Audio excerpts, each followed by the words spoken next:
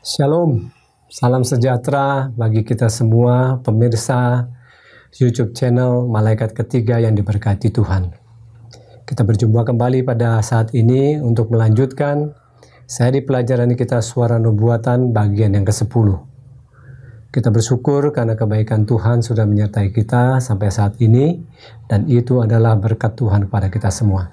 Sebelum kita mulai pelajaran kita, mari kita berdoa, mohon pertolongan Tuhan dan berkat Tuhan pada saat ini. Bapa kami di surga, kami bersyukur dan berterima kasih karena kemurahan Tuhan, kami semua akan mendengarkan kembali seri pelajaran Suara Nubuatan. Kami bersyukur Tuhan karena kebaikan Tuhan. Kami akan belajar firman-Mu. Biarlah roh Tuhan menyertai kami dalam acara kami ini agar kami semua boleh mengerti apa yang Tuhan mau kami mengerti untuk kemuliaan Tuhan dan iman percaya kami. Terpujilah nama-Mu Tuhan, ampuni dosa kami. Dalam nama Tuhan Yesus kami berdoa. Amin. Nah, pada saat ini pelajaran ke-10 kita judulnya adalah masa 1000 tahun. Saat ini banyak pendapat sehubungan dengan masa 1000 tahun. Tetapi umumnya orang berpendapat bahwa masa 1000 tahun itu akan terjadi di dunia ini sebelum kedatangan Kristus yang kedua kali. Tetapi mari kita lihat apa kata Alkitab sehubungan dengan masa 1000 tahun ini. Di dalam Alkitab ada 6 ayat yang menuliskan tentang masa 1000 tahun. Itu terdapat di dalam Wahyu pasal 20 dari ayat yang pertama sampai ayat yang ke-7. Dan kita akan belajar pada saat ini apa kata Alkitab sehubungan dengan masa 1000 tahun. Yang pertama, apa yang terjadi atau peristiwa-peristiwa apa yang terjadi sebelum masa 1000 tahun itu dimulai. Kalau kita baca di dalam Wahyu pasal 16, di situ disebutkan 7 malapetaka besar yang akan menimpa dunia ini. Dan pada malapetaka yang ke-7, Yesus akan datang.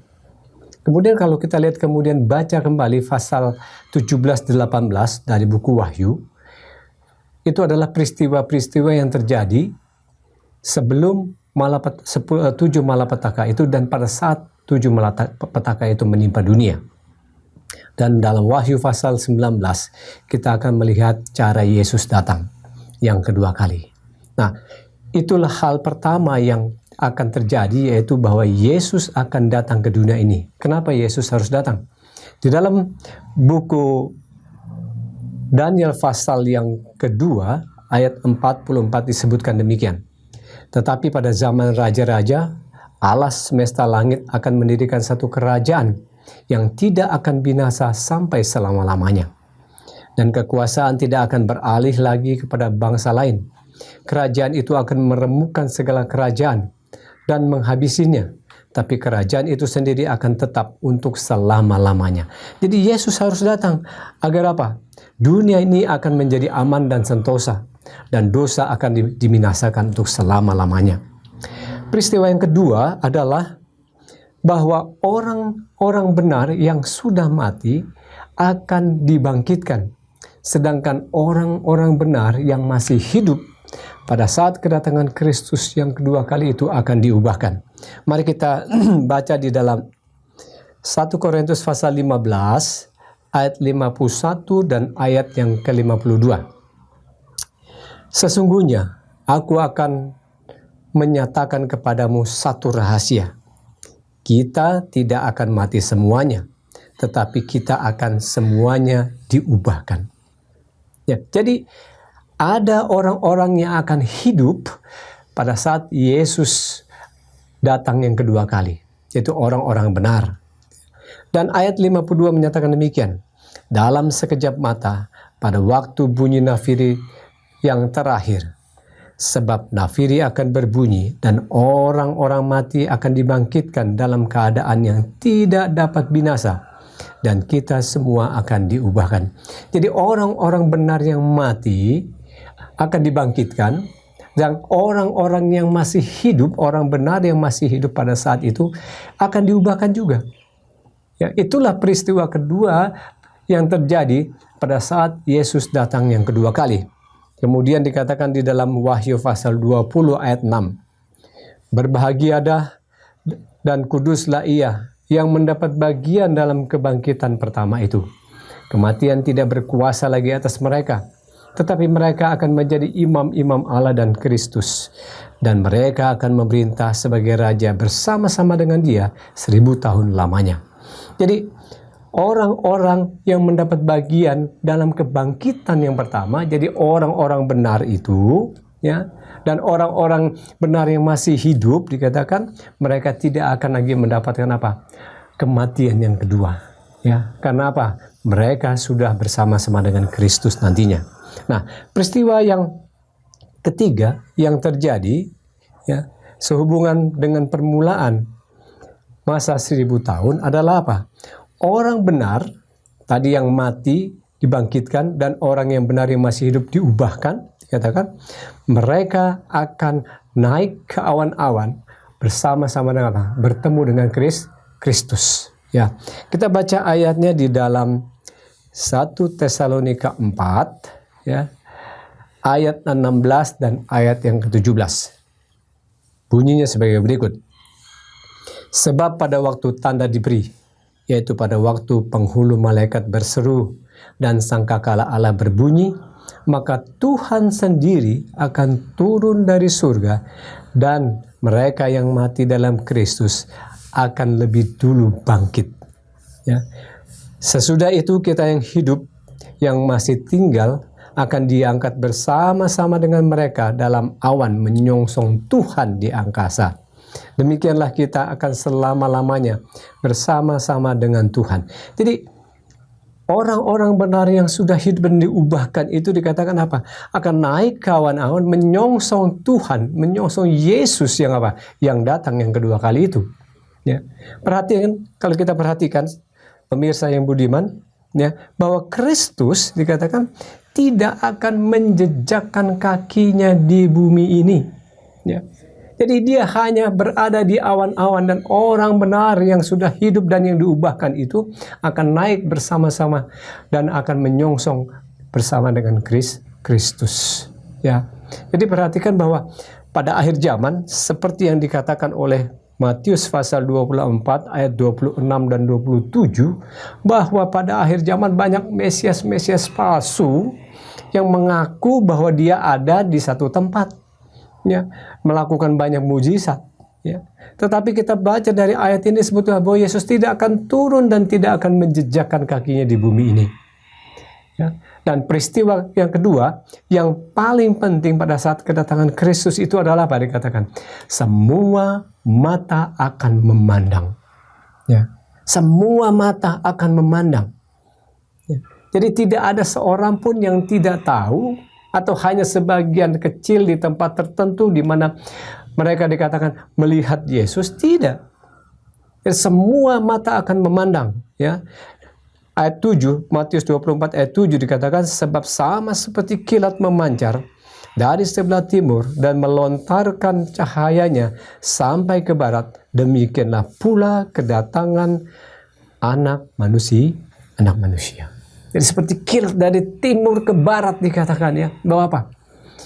Semua orang akan melihat kedatangan Kristus yang kedua kali itu. Jadi kita berhati-hati, jangan sampai kita tertipu.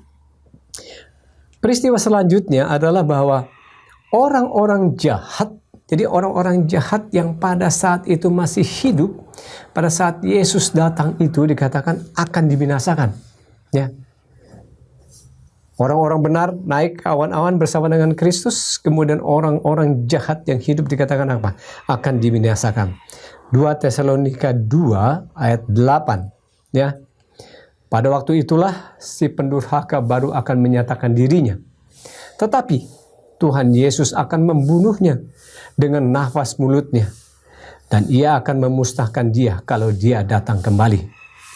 Maka menyusutlah langit bagaikan gulungan kitab yang digulung, dan tergeserlah gunung-gunung dan pulau-pulau di tempatnya. Jadi pada saat Kristus datang itu, orang-orang jahat itu dikatakan akan apa? Akan dibinasakan. Ya, inilah kematian pertama bagi mereka. Sedangkan orang jahat yang masih di dalam kubur tidak akan dibangkitkan lagi. Ya, belum. Nanti pada saat Yesus datang yang ketiga kali barulah mereka akan dibangkitkan. Ya, dan dikatakan apa? Dunia ini ditunggang balikan, ya. Jadi hancur lebur, ya. Kemudian peristiwa itu dikatakan, ya, dalam Wahyu pasal 16 ayat 17 dikatakan, sebab sudah tiba hari besar murka mereka, dan siapakah yang dapat bertahan? Tidak ada. Ya. Karena apa dikatakan orang-orang jahat yang masih hidup pada saat itu, ya, mereka dikatakan berkata, runtuhlah menimpa kami dan sembunyikanlah kami dari Dia yang duduk di atas takhta dan terhadap murka anak domba itu. Jadi mereka sendiri tidak tahan melihat kedatangan Kristus dan mereka ingin apa? Mati pada saat itu. Ya, nah, saudara-saudara, pemirsa yang dikasihi Tuhan, itulah peristiwa-peristiwa yang terjadi awal dimulainya apa? Masa 1000 tahun. Lalu kemudian, apa yang terjadi pada saat masa 1000 tahun itu? Ya, Alkitab katakan bahwa masa 1000 tahun itu tidak akan terjadi sebelum Yesus datang yang kedua kali. Ya, peristiwa yang terjadi adalah pada saat 1000 tahun itu dikatakan adalah iblis ditangkap dan dirantai. Ya, ketika tidak ada lagi manusia di atas dunia ini dan bumi sudah hancur lebur, ya, karena peristiwa kedatangan Kristus yang kedua kali, orang benar diangkat ke surga, pergi bersama Yesus dan malaikat-malaikat ke rumah Bapa di surga, orang jahat telah binasa. Di dalam buku Wahyu pasal 20 ayat 1-3 mengatakan demikian. Lalu aku melihat seorang malaikat turun dari surga, memegang anak kunci jurang maut dan suatu rantai besar di tangannya. Ia menangkap naga, si ular tua itu, yaitu iblis dan setan. Dan ia mengikatnya 1000 tahun lamanya, lalu melemparkannya ke jurang maut dan menutup jurang maut itu dan memeteraikannya di atasnya, supaya ia jangan pergi menyesatkan bangsa-bangsa sebelum berakhir masa 1000 tahun itu. Demikianlah daripada itu, ia akan dilepaskan untuk sedikit waktu lamanya. Jadi, setan dikatakan dirantai dan dimasukkan ke dalam jurang maut. Ya. Kalau kita bicara masalah kata jurang maut, ini berasal dari bahasa Yunani, yaitu abusos. Ya, abusos ini artinya adalah daerah gelap, kosong, tandus atau kacau balau. Ya, jadi bumi akan menjadi rumah tahanan yang tandus bagi setan selama 1000 tahun. Ya, jadi tidak ada lagi orang yang hidup, hanya bumi yang kacau balau gelap dan tidak beraturan. Disitulah setan, atau di bumi inilah setan akan apa? Dipenjarakan. Nah, kata dirantai, ya, bahwa setan dirantai itu adalah kata kiasan, ya, jadi bukan kata sebenarnya. Jadi dirantai oleh keadaan, karena tidak ada lagi orang yang bisa digoda, ya, dan setan tidak lagi bisa mengganggu orang-orang atau manusia, karena semua orang sudah apa? Yang jahat mati dan yang benar berada di surga. Jadi setan tidak memiliki pekerjaan. Itulah rantai daripada apa? Setan selama 1000 tahun. Di dalam Yesaya pasal 24 ayat 1, 3, dan 9 disebutkan demikian. Sebermula maka sesungguhnya negeri itu dihampakan dan disunyikan oleh Tuhan. Di balik belahnya akan Dia dan dicerai-beraikannya segala isinya, bahwa negeri itu dihampakannya sekali-kali dan dijarahinya sekali-kali. Karena Tuhan juga yang sudah berfirman demikian. Sesungguhnya Tuhan akan menanduskan bumi dan akan menghancurkannya. Dia akan membalikan permukaannya dan akan menyerahkan penduduknya. Bumi akan ditanduskan setandus-tandusnya dan akan dijarah sehabis-habisnya, sebab Tuhanlah yang mengucapkan firman ini. Bumi remuk redam, bumi hancur luluh, bumi gonjang ganjing. Jadi itulah kondisi bumi pada saat masa 1000 tahun itu. Ya. Jadi peristiwa kedua, ya, sehubungan dengan apa yang terjadi selama masa 1000 tahun itu adalah bahwa orang benar, yaitu orang benar yang ada di surga itu dikatakan menjadi hakim. Ya, selama 1000 tahun orang benar telah diangkat ke surga dan akan ikut melakukan pekerjaan penghukuman bersama Kristus. Karena ada satu persiapan yang penting harus dilaksanakan, yaitu membasmi dosa dan membinasakan dosa untuk selama-lamanya, yang akan terjadi pada akhir masa 1000 tahun itu. Satu masa pemeriksaan dan penghukuman dalam buku-buku di surga yang telah berlangsung sebelumnya. Yesus Kristus datang ke dunia. Hanyalah perkara-perkara dari nama-nama mereka yang ditulis dalam buku kehidupan yang akan diperiksa. Tapi bagi mereka yang tidak bertobat dari dosa-dosa mereka, tidak pernah atau tidak mau menerima Injil keselamatan, harus menghadapi hukuman terakhir. Dan dalam 1 Korintus pasal 6 ayat 2 dan ketiga disebutkan demikian. Atau tidak tahukah kamu bahwa orang-orang kudus akan menghakimi dunia? Dan jika penghakiman dunia ini berada dalam tangan kamu, tidakkah kamu sanggup untuk mengurus perkara-perkara yang tidak berarti? Tidak tahukah kamu bahwa kita akan menghakimi malaikat-malaikat? Jadi apalagi perkara-perkara biasa dan dalam kehidupan kita sehari-hari. Ya. Kemudian di dalam Wahyu pasal 20 ayat 4 disebutkan demikian. Lalu aku melihat tahta dan orang-orang yang duduk di atasnya. Kepada mereka diserahkan kuasa untuk menghakimi. Ini adalah orang-orang apa? Orang-orang benar ya, yang di surga. Dan mereka hidup kembali dan memerintah sebagai raja bersama-sama dengan Kristus untuk masa 1000 tahun lamanya. Jadi orang benar yang sudah ada di surga, yang diselamatkan oleh Kristus, mereka dikatakan akan menjadi hakim di surga. Menjadi hakim bagi orang-orang yang apa? Yang jahat, yang mati di dunia ini. Ya. Itulah pekerjaannya. Bagaimana caranya? Kita tidak tahu. Kita akan buktikan nanti kalau kita sudah sampai di surga. Ya. Nah, kemudian setelah itu, ya, setelah masa 1000 tahun ini berakhir, ya, maka ada peristiwa yang lain yang terjadi. Yang pertama dikatakan apa? Orang-orang jahat dibangkitkan. Ya, jadi setelah masa 1000 tahun itu berakhir, orang jahat akan dibangkitkan. Wahyu pasal 20 ayat 5. Tetapi orang-orang mati yang lain yang tidak bangkit sebelum berakhir masa yang 1000 tahun itu. Bahwa kebangkitan yang pertama adalah untuk orang-orang benar yang diselamatkan. Ya. Tetapi kebangkitan yang kedua, ini adalah untuk orang-orang yang akan dihukum. Ya. Pada akhir masa 1000 tahun. Ya. Kemudian dikatakan di dalam Yohanes pasal 5 ayat 28 dan ayat 29. Janganlah kamu akan heran akan hal itu. Sebab saatnya akan tiba semua orang yang di dalam kubur akan mendengar suaranya. Dan mereka yang telah berbuat baik akan keluar bangkit untuk hidup yang kekal. Tetapi mereka yang telah berbuat jahat akan bangkit untuk dihukum. Jadi yang jahat pun dibangkitkan. Tapi setelah masa 1000 tahun itu berlalu. Ya, untuk apa? Untuk dihukum. Ya. Kemudian selanjutnya dikatakan iblis itu dibebaskan.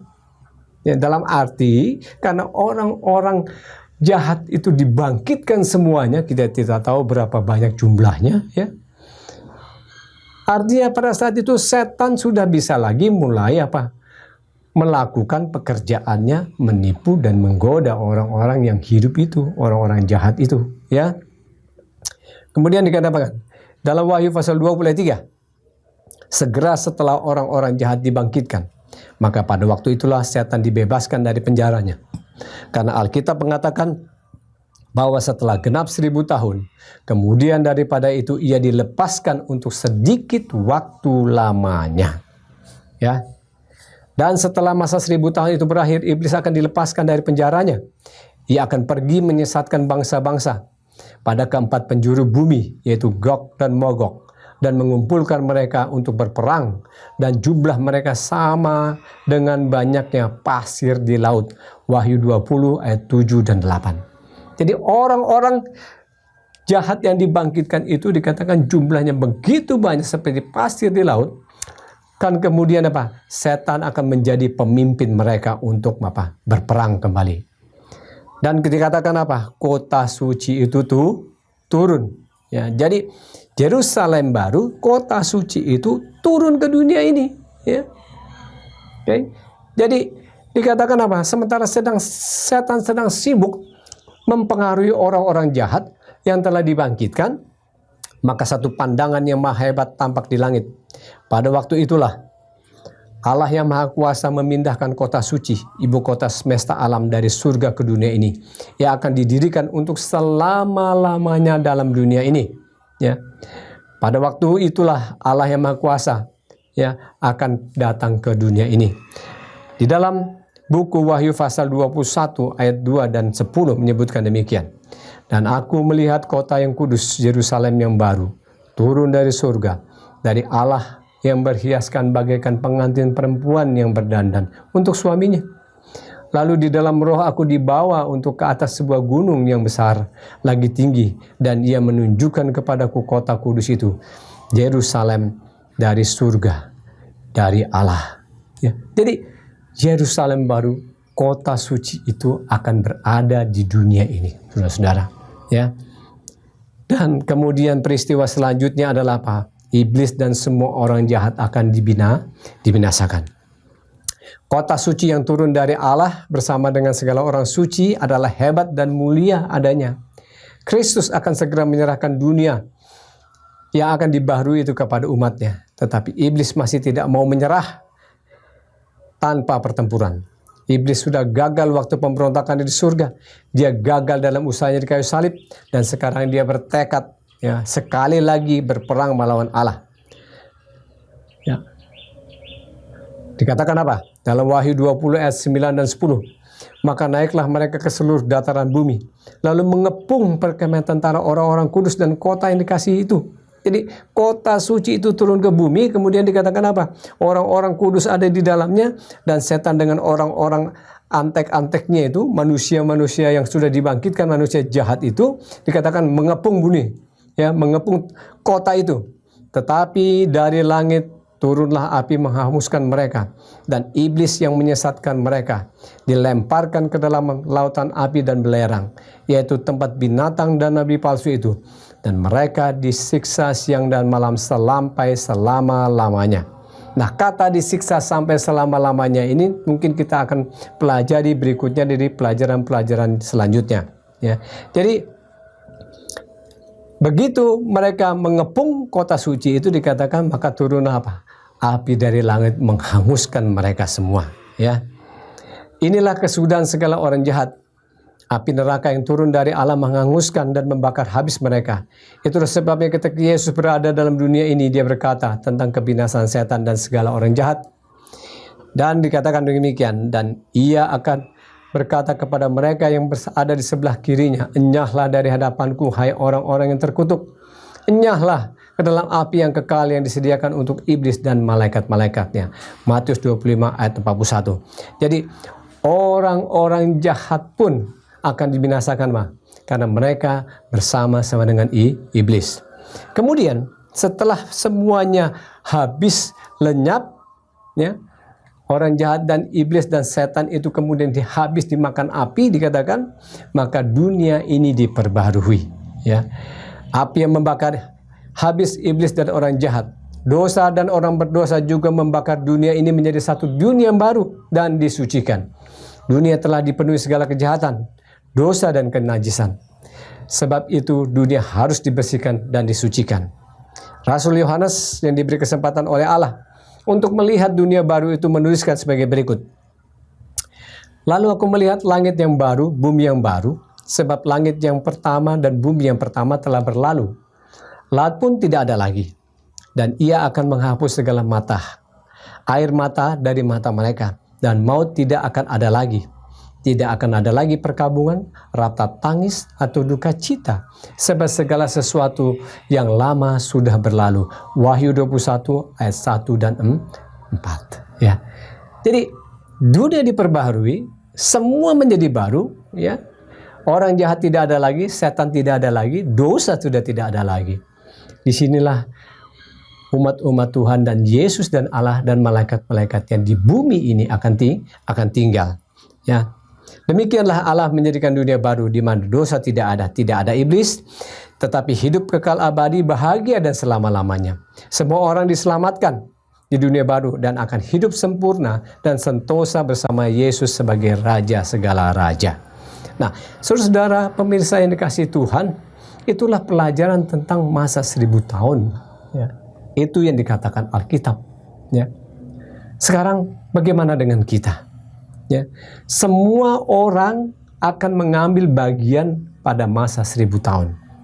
Tetapi posisinya di mana? Apakah kita berada bersama dengan Yesus di surga, atau kita terhitung dari orang-orang yang mati di dunia ini selama 1000 tahun, ya? Dan yang mati di dunia ini dan akan dibangkitkan pada kebangkitan yang kedua, itu semua tergantung kita, tergantung dari pilihan kita.